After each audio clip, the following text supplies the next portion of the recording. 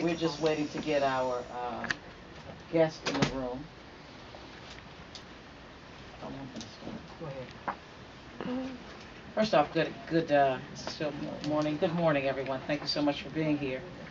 I am pleased today to be joined by members of the Congressional Black Caucus and the Working Group on Prison Telecom Reform.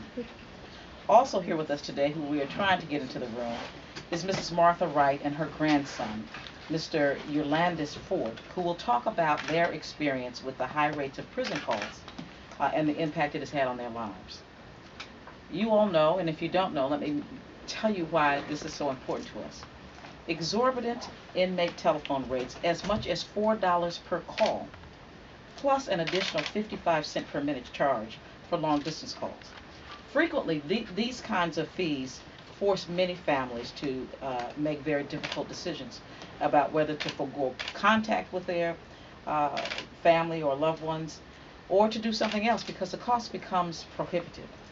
A number of studies and feedback directly from inmates and their families all point to a powerful correlation between regular communication between inmates and their families and a measurable decrease in prisoner recidivism rates. Understand that. If they can communicate, the odds are much better that they will not be repeat offenders. So today, the CBC is here to urge the FCC to eliminate their per-call charges, to establish a reasonable per-minute rate cap for debit, prepaid, and collect calls, and to examine the needs of prisoners with disabilities. And now I'd like to introduce my colleague, Congresswoman Eleanor Holmes Norton, who will provide more detail to the CBC's response to the FCC's Notice of Proposed Rules Making. And I thank you for being here.